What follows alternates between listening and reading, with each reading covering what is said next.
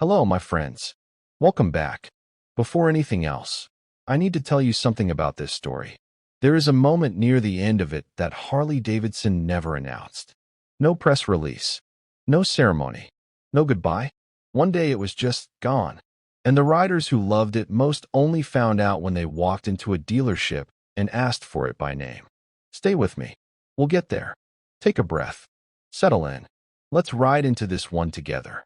And somewhere in this story is the reason that even the most experienced riders, men and women who have owned a dozen motorcycles, keep coming back to this one. Not because it's the newest, not because it's the fastest, for a reason that is going to surprise you. Picture this. You are on a highway somewhere in the American West. The sun is going down behind the mountains. The road ahead is perfectly straight. You are not looking at a GPS screen.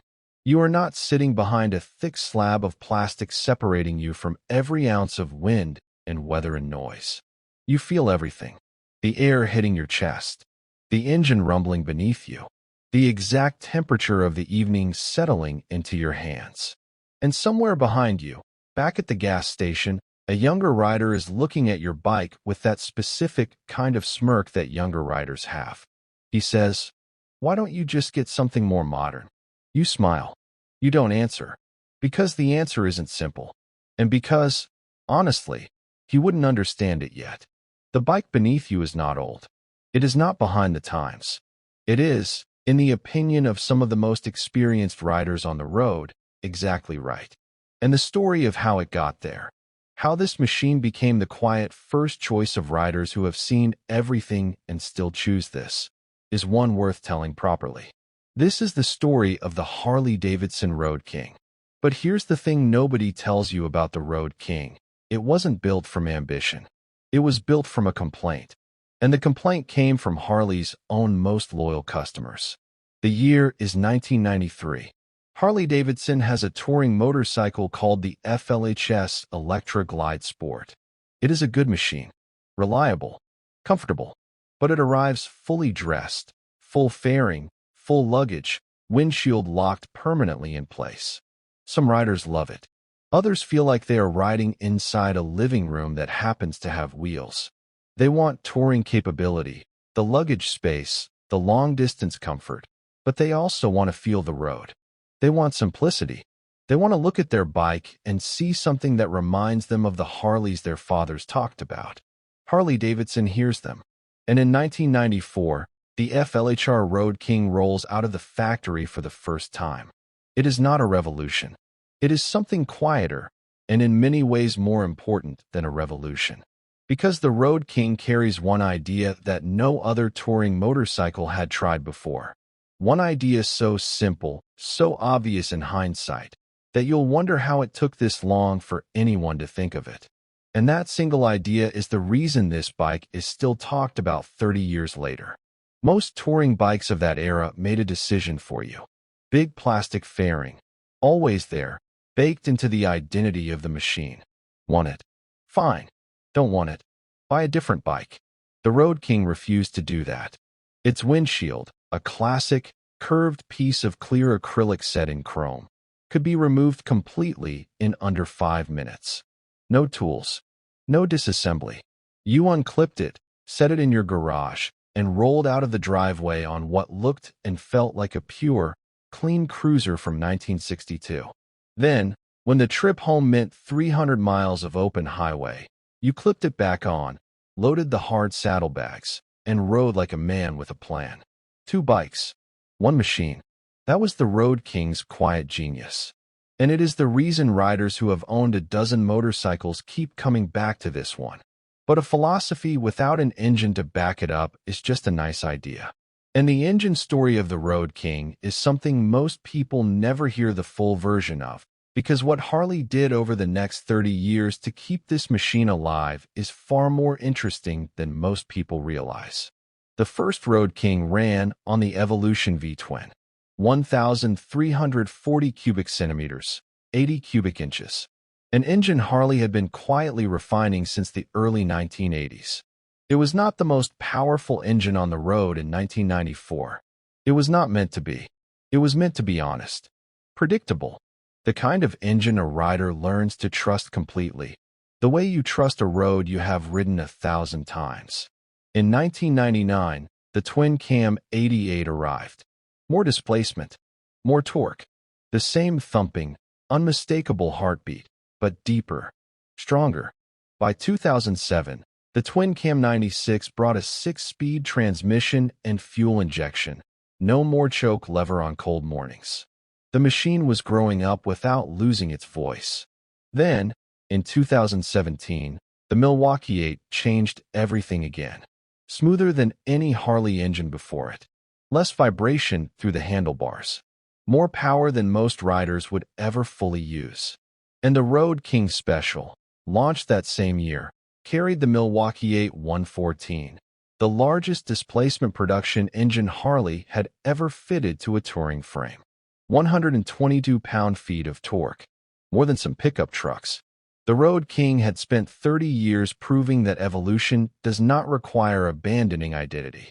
But before we go any further, there is a group of people who figured out just how good this bike was long before the general public did.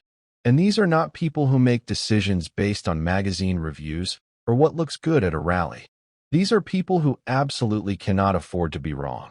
Law enforcement agencies across the United States do not choose their motorcycles based on aesthetics. They choose based on one thing only.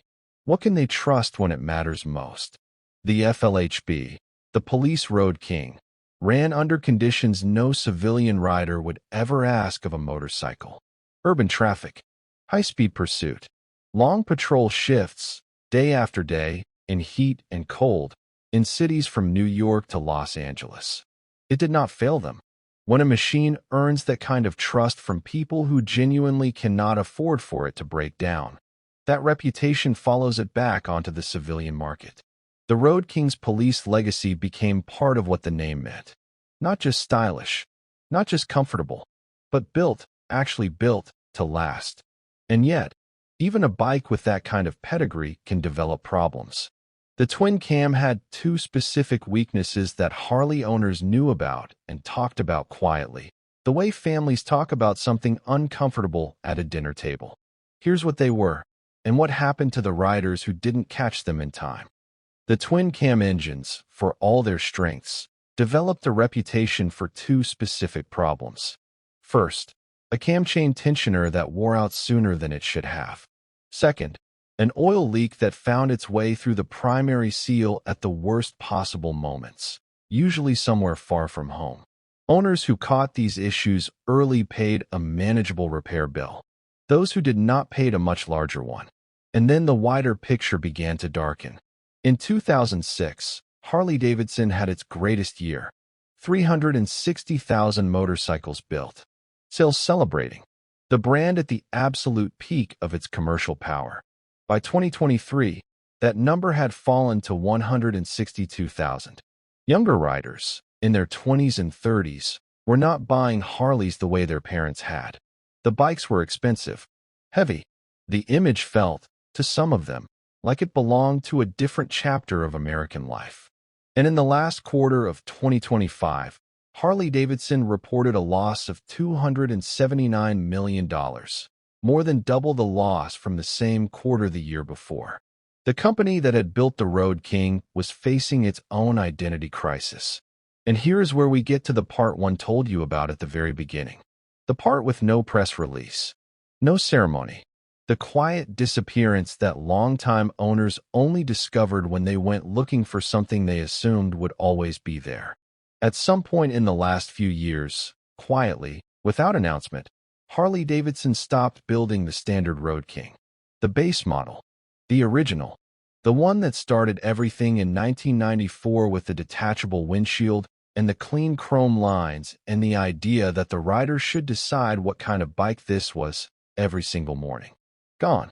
Today, if you walk into a Harley dealership and ask for a Road King, there is only one version waiting for you.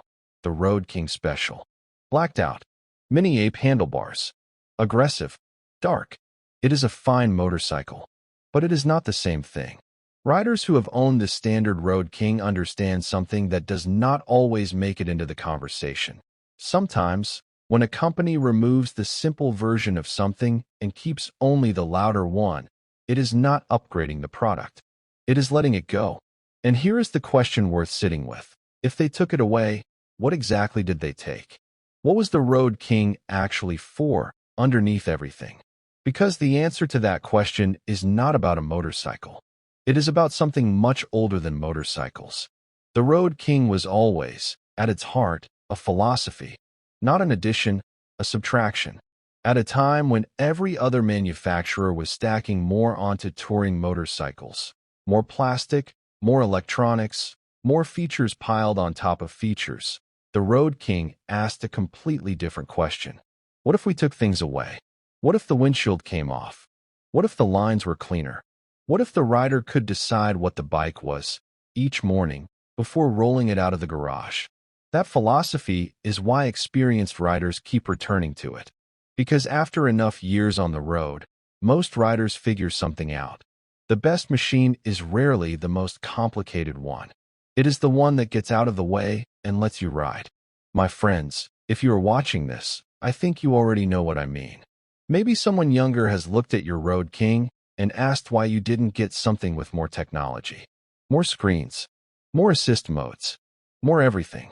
And maybe in that moment, you didn't know exactly how to explain that what they see as less is, to you, exactly enough. That the chrome headlamp, the sound of the V-twin, the windshield you can pull off in 5 minutes and leave in the garage, these are not compromises. These are choices. Deliberate, considered, earned choices, made by someone who has ridden long enough to know the difference between what looks like more and what actually is more. The Road King was built for that rider. And 30 years later, that rider has not disappeared. He has just gotten a little older, a little quieter, and a great deal harder to fool. Before you go, tell me which part of this story stayed with you the most. Was it the detachable windshield idea that quietly changed what touring could feel like? The police departments that trusted this machine with their lives? The numbers that show just how far Harley has fallen since their peak? Or the quiet morning when the standard Road King simply stopped existing? With no press release, no ceremony, no goodbye? There are more stories exactly like this one waiting right here. Subscribe if you want to ride along for the next chapter. Until then, keep it simple, keep it honest, and keep the shiny side up.